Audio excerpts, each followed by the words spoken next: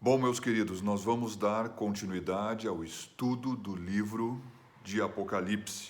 Estaremos vendo hoje o capítulo 7, que está dividido em duas sessões. A primeira parte, ela está se referindo aos judeus, a 144 mil judeus. A segunda parte, ela está se referindo àqueles gentios dentre as nações que serão salvos. Falando isso, então, eu já vou começar a ler aqui. Diz aqui, Apocalipse capítulo 7, versículo número 1, diz assim: E depois destas coisas, vi 4 anjos que estavam sobre os 4 cantos da terra, retendo os 4 ventos da terra, para que nenhum vento soprasse sobre a terra, nem sobre o mar, nem contra árvore alguma. Bom, isso é uma expressão simbólica que fala referente aos 4 pontos cardeais. Existiu um momento que os homens pensavam, especialmente até num pensamento judeu, que a terra era quadrada. Mas, na verdade, ele está se referindo aos 4 pontos cardeais: o norte, o sul, o leste e o oeste. Bom, também temos, o que significa esses 4 ventos? Bom, o que significaria os anjos? Que existe uma ordenação de Deus que controla as coisas no que diz respeito a que a vontade de Deus possa ser feita. Existe, então, na figura desses ventos, um poderio, um poder celestial que controla a estrutura que põe em movimento as nações. É certo que Deus controla a natureza, mas também podemos ver aqui que esses anjos, então, naquilo que eles poderiam movimentar as nações, eles têm, então, o poder de liberar ou de segurar aquilo que esses ventos poderiam produzir, certamente aflições. Lendo aqui o versículo 2, diz assim: E vi outro anjo subir da banda do sol nascente, do oriente, e que tinha o selo do Deus vivo, e clamou com grande voz aos 4 anjos, a quem fora dado o poder de danificar a terra e o mar, dizendo... Bom, antes de ver o que ele vai dizer, aqui no versículo 2, nós podemos ver que esses anjos que são citados, podemos fazer uma afirmação: existem anjos, e muitas vezes a Bíblia fala de anjos. Bom, os anjos têm funções diferentes, ou cargos diferentes, ou posições diferentes. Existem anjos que têm autoridade sobre outros, são anjos superiores. O que parece esse anjo que vem do Oriente, ele fala com os 4 que estão nos 4 pontos cardeais e diz para eles com autoridade que não é para eles se mexer. Bom, meus queridos, existem anjos que servem a Deus, existem anjos que servem Satanás. Nós estamos aqui falando dos anjos que servem a Deus. Os 4 que estavam nos 4 pontos cardeais, e esse que vem do sol nascente, do Oriente, e dá uma ordem para que eles não se mexam enquanto ele não estivesse selando esses aos quais ele iria selar. O que nós vemos aqui? Especialmente agora falando já do versículo 3. Não danifiqueis a terra, nem o mar, nem as árvores, até que hajamos assinalado na testa os servos do nosso Deus. Então, esse anjo que vem do Oriente, ele está dizendo que não era para os outros 4 fazer nada enquanto ele não selasse na testa aqueles que iriam ser separados por Deus. Então, nós podemos ver que a palavra de Deus diz que quando nós aceitamos a Jesus como Senhor e Salvador, nós somos selados com o Espírito Santo. Nós recebemos, então, uma marca, que é não só a presença do Espírito, mas espiritualmente, embora não vejamos, certamente Satanás sabe quando olha para você e para mim que você pertence a Deus e que eu pertenço a Deus.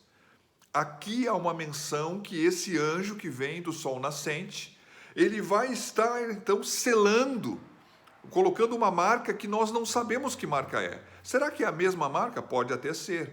Mas o objetivo de selar eles era separar eles, era proteger eles no início da tribulação. E existe, nesses 7 anos, os primeiros 3 anos e meio são o período de tribulação. Os últimos 3 anos e meio são o período de grande tribulação. Normalmente, esse período inteiro é chamado de período de tribulação. Mas estamos fazendo uma diferença. Então, esses homens estão sendo selados por esse anjo no início da tribulação, que é os primeiros 3 anos e meio. Vamos ler então aqui no 4 até o 8. E ouvi o número dos assinalados, e eram 144.000 assinalados, de todas as tribos dos filhos de Israel. Da tribo de Judá havia 12.000 assinalados, da tribo de Ruben, 12.000, da tribo de Gate, 12.000, da tribo de Asser, 12.000, da tribo de Naphtali, 12.000, da tribo de Manassés, 12.000, da tribo de Simeão, 12.000, da tribo de Levi, 12.000, da tribo de Isacar, 12.000, da tribo de Zebulon, 12.000, da tribo de José, 12.000, e da tribo de Benjamim, 12.000. Bom, Deus selará através desse anjo de judeus 144.000. Eu estive vendo, em Jerusalém, hoje vive em torno de 6 milhões de judeus. Mas espalhados pelo mundo, a soma dos judeus fica entre 14 e 16 milhões. Então, o que está escrito aqui? Deus, falando da terra, não só dos países Israel. Quer dizer, eles vão estar espalhados na terra. Deus vai selar 144.000. 12.000 de cada tribo.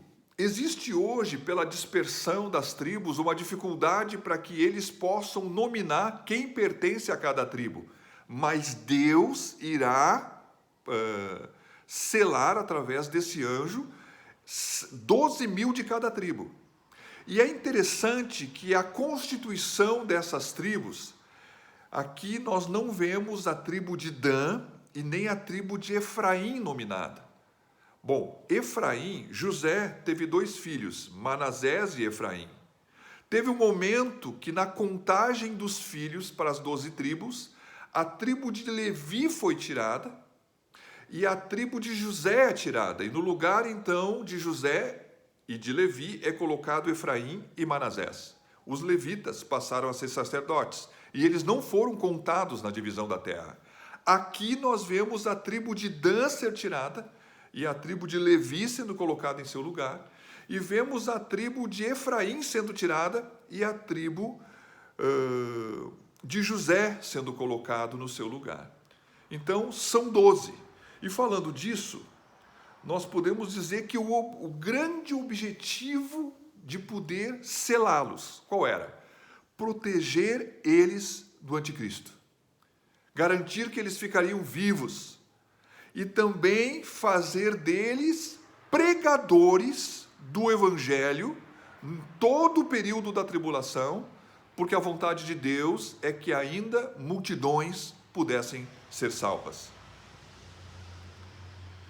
Bom, os testemunhas de Jeová, eles costumam dizer que esses 144.000 são membros da sua igreja, que serão, na verdade, selados naquele tempo. A verdade é que os testemunhas de Jeová são gentios. E é muito claro que essas pessoas que vão ser seladas aqui, eles são judeus. Isso está claríssimo, falando até das tribos, não tem absolutamente nada a ver. Isso é uma heresia. Então, quem serão, ou qual o papel desses 144.000 na tribulação? Eles serão os pregadores do evangelho no período da tribulação. Vamos ler aqui o versículo 9. Depois dessas coisas olhei e eis aqui uma multidão a qual ninguém podia contar, de todas as nações e tribos e povos e línguas que estavam diante do trono e perante o cordeiro, trajando vestes brancas e com palmas nas suas mãos. Ou ramos de palmeiras, né? Com palmas na sua mão.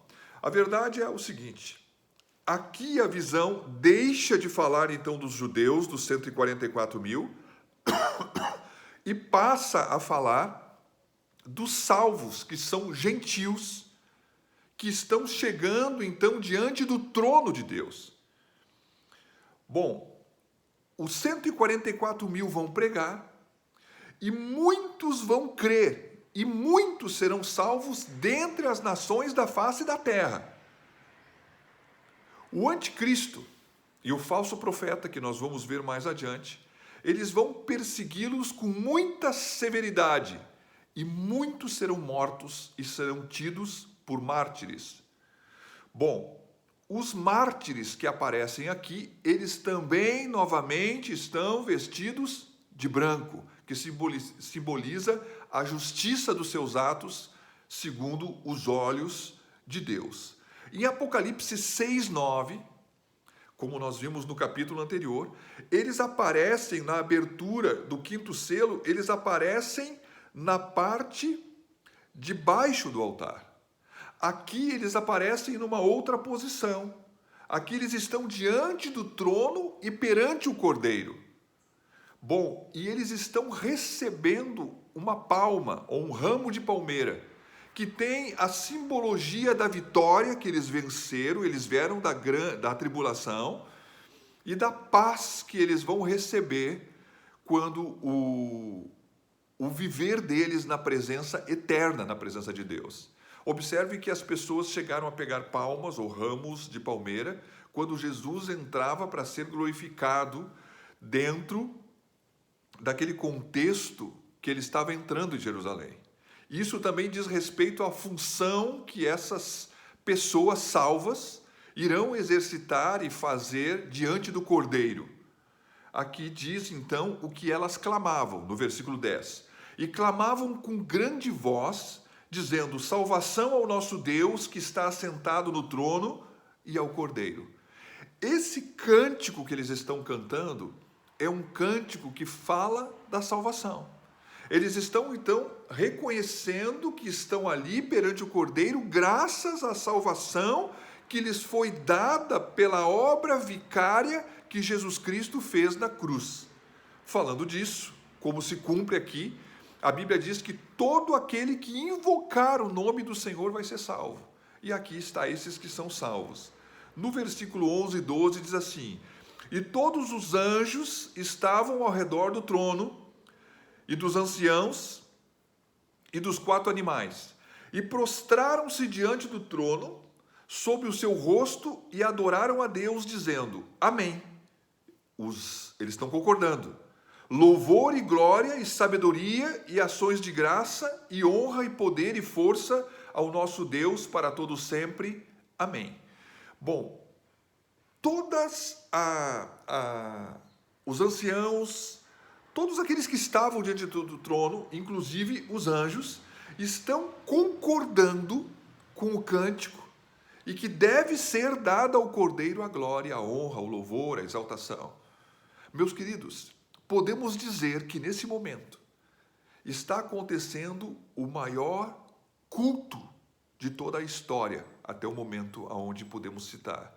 Ou seja, esse pode ser o maior culto de adoração que nós podemos encontrar até esse momento nas Escrituras.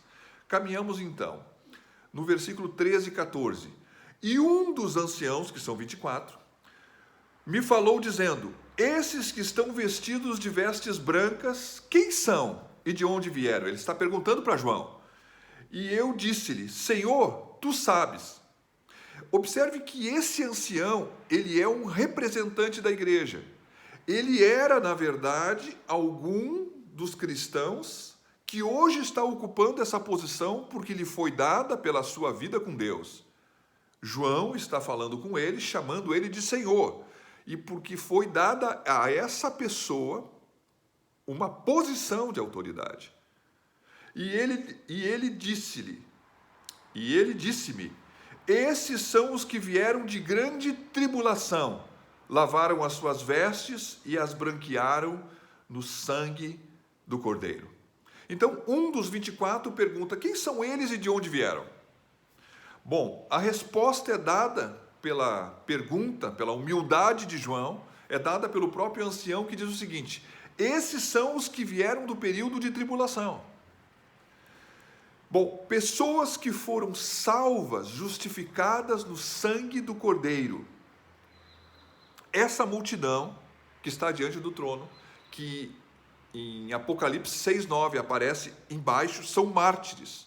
Eles vieram do período da tribulação, eles morreram pelo testemunho que deram, porque não negaram a palavra, porque não aceitaram o sinal da besta, nem adoraram a sua imagem, não receberam na sua mão ou na sua testa um sinal, como aqueles que são marcados, porque são filhos do Cordeiro. Eles estão aqui não como a igreja, porque a igreja está assentada com o Senhor. Eles estão como aqueles que vão estar diante do trono e diante do Cordeiro, para todo sempre.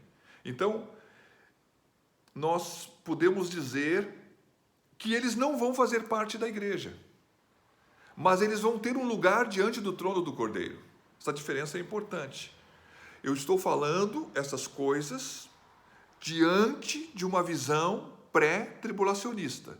Quando você acredita no arrebatamento a qualquer momento antes da vinda do anticristo, você está crendo numa visão pré-tribulacionista que tem que ser encaixada dentro desses contextos que nós estamos falando. Quem sabe alguém pode dizer: pastor, esse ponto eu não concordo. Bom, você não concorda com esse ponto, mas se você tem uma visão pré-tribulacionista, você tem que entender, conhecer e concordar com esse ponto. Falando disso, o que nós vamos dizer mais? Na dispensação da graça, que é o período onde a igreja teve a sua posição para ter um relacionamento e ser salva, imperava a graça, a fé e o sangue derramado na cruz do Calvário. Bom, o período da graça, ela completou com o arrebatamento da igreja o momento onde ela se completa. Observamos aqui que há salvação no período de tribulação. Só que a salvação está mediante a fé e o sangue do Cordeiro. Os 144 mil estão pregando sobre a expiação.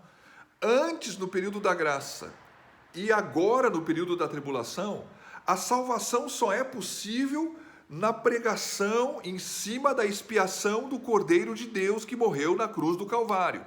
Falando sobre isso, e através do seu sangue, as pessoas que creem são e continuam, e poderão, melhor dizendo, serem salvas no período da tribulação. Bom, falando essas coisas, nós vamos ler aqui o versículo 15 e o versículo 17, que encerra esse capítulo. Por isso estão diante do trono de Deus e o servem de dia e de noite no seu templo. E aquele que está sentado sobre o trono os cobrirá com a sua sombra. Nunca mais terão fome, nunca mais terão sede, nem sol, nem calma, diz aqui, mas o certo era calor, né? Nem calma alguma cairá sobre eles, porque o Cordeiro que está no meio do trono os apacentará e lhes servirá de guia para as fontes das águas da vida, e Deus limpará de seus olhos toda lágrima. Observe que, por isso estão diante do trono de Deus e o servem de dia e de noite no seu templo.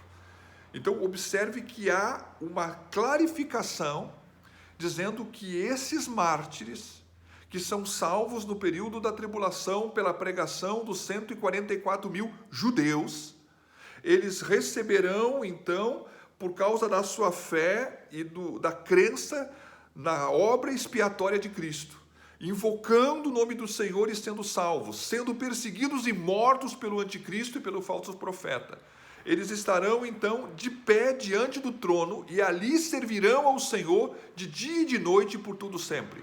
Esse dia e noite não quer dizer que haverá noite nos céus, porque a Bíblia já diz isso. Isso é uma forma de falar algo para que nós possamos entender que eternamente eles vão servir a Deus. Bom, na terra eles vão ser Na terra eles ficarão doentes, na terra eles passarão fome, na terra eles passarão sede, o sol vai estar sobre suas vidas, eles passarão calor, eles serão perseguidos então pelo anticristo, eles serão mortos, mas num momento depois da sua morte, eles estarão vestidos de branco diante do Cordeiro, sendo que ficarão na sua presença eternamente, podendo ser alimentados com o pão verdadeiro e podendo beber de uma água viva que sacia a sede, que são referências ao próprio Senhor. E falando essas coisas, a Bíblia diz que o Senhor então enxugará deles toda e qualquer lágrima que veio do excessivo sofrimento que eles passaram naquele momento tão difícil que a humanidade vai estar vivendo no período da tribulação como um todo, mas dividindo o período da tribulação, os primeiros 3 anos e meio, e o período da grande tribulação. Bom, falando essas coisas, nós vamos encerrar o capítulo 7.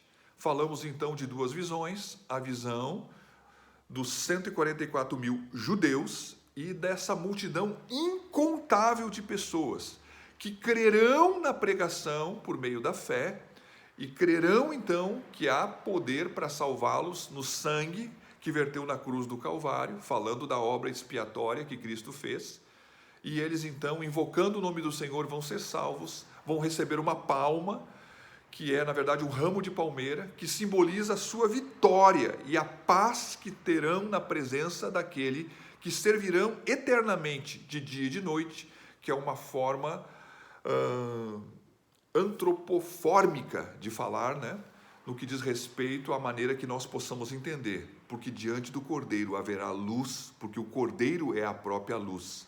Não há uma necessidade de ter sol, porque diante dele nós viveremos iluminados para todo sempre. Encerramos aqui essa lição de hoje. Fiz aqui no YouTube para que não haja cortes, porque algumas pessoas estão me reclamando. Algumas pessoas não, pelo menos mais uma me falou que as mensagens que vão pelo Face, elas vão ficando cortadas. E aqui nós podemos caminhá-la inteira dessa forma. Que Deus te abençoe, no nome do Senhor. E segunda-feira estaremos de volta, se o Senhor permitir. No capítulo 8, já a abertura do 7º selo, que aí vem as trombetas. Que Deus abençoe, no nome de Jesus.